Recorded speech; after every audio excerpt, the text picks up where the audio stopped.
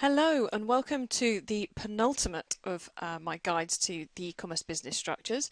My name is Chloe Thomas. I'm the creator of the e-commerce MasterPlan. I'm going to be taking you through a quick guide to what the Mainstream PiggyBack e-commerce business structure is all about. But before we dive into all the detail on that, let me explain what the e-commerce business structure is. It was introduced in my first book, e-commerce MasterPlan. And it's a fundamental part of understanding your business and building the right strategy to get you to your success fastest in e-commerce. It's based around the 4 different ways in which customers will buy from you.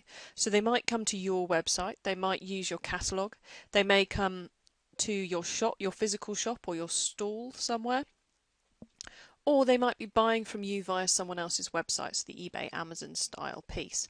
And the mixture of those routes to market is what fundamentally makes the structure of your business different. So depending on which one of these, you have to have a different skill set. You need to be investing your money in different places, your time in different places, focusing on different things within your business. And we're going to cover what that means a little later on. But today we're going to be focusing in on the mainstream piggybackers. So these are people using someone else's website.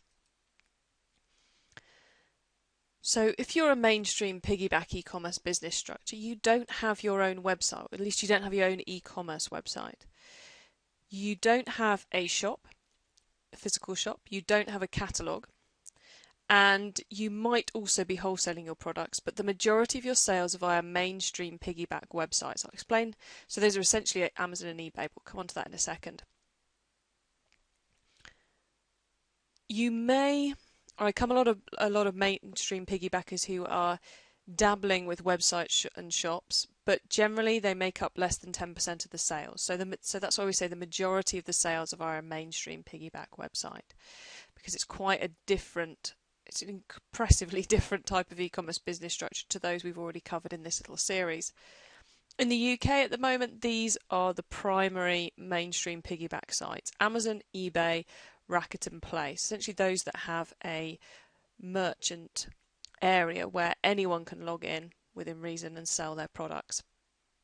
There are a couple of other ones globally, but really it comes down to eBay and Amazon because they're where the traffic is, and the whole purpose behind this is traffic. People use these websites because they bring you the traffic, they deal with your marketing for you.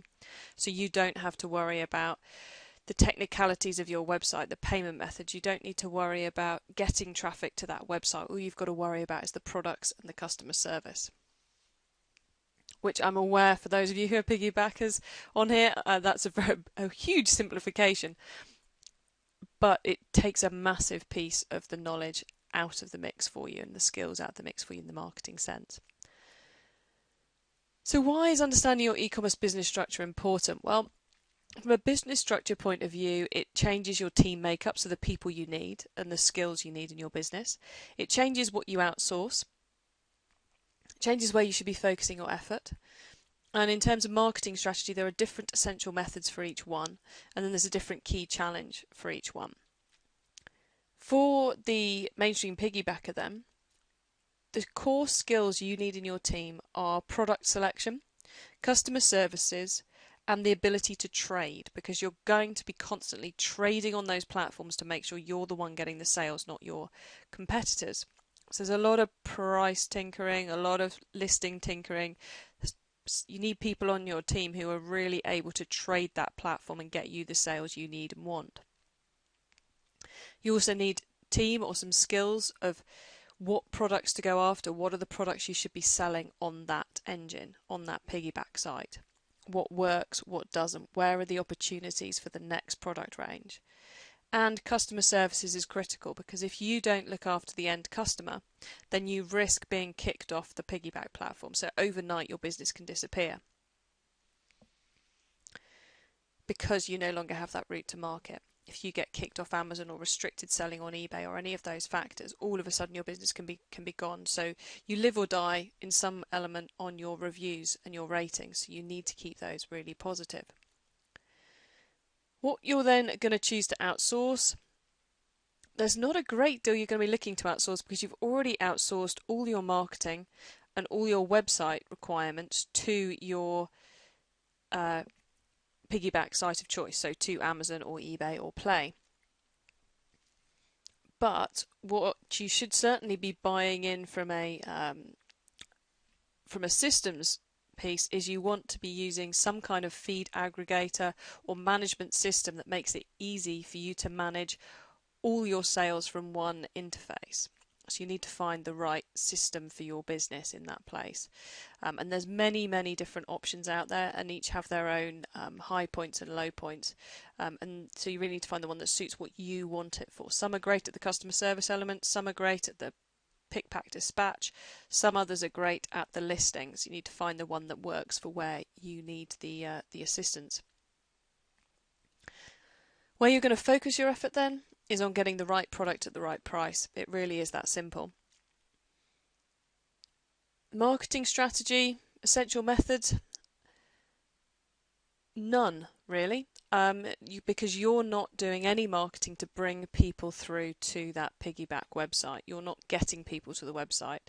The essential methods you need to understand is how to perform well on that website. So you need to know how to do well on Amazon, how to do well on eBay. That might be keywords, that might be categorization, that might be price, it might be pictures. You need to be good at marketing yourself on Amazon or eBay. The key challenge for mainstream piggyback business is to decide when or if to build your own website. It's a massive change to build your website, because to do that you've got to start investing money in marketing and building a customer base, because when you're on eBay and Amazon, you're dealing with people who like to buy from eBay and Amazon. So to flip them over to buying direct from you can be a real challenge. So you're often looking for a new customer base when you build out your own website. Hugely time consuming. It's a different mindset. It's a set of skills which you usually do not possess in the business, because you've got to learn about email marketing, you've got to learn about direct mail, probably. You need to learn about AdWords and search. Hugely different scenario. It also means now you've got to be investing in marketing and paying to acquire those customers to build your own list. So it's a big decision, as with any move between e-commerce business structures. It's a huge decision to make that change. But this is the challenge which all the great majority of those making a living from Amazon or eBay say to me, I want to build a website, but I just don't have the time. I wanted to build one last year, but the sales just keep rising, but I know I'm in a risky position because I'm dependent on them for my business. So that's my very quick overview of the Mainstream PiggyBack e-commerce business structure. If you'd like to find out more about how to build your e-commerce, you can find out lots of great information at ecommercemasterplan.com. Thank you for watching. Bye.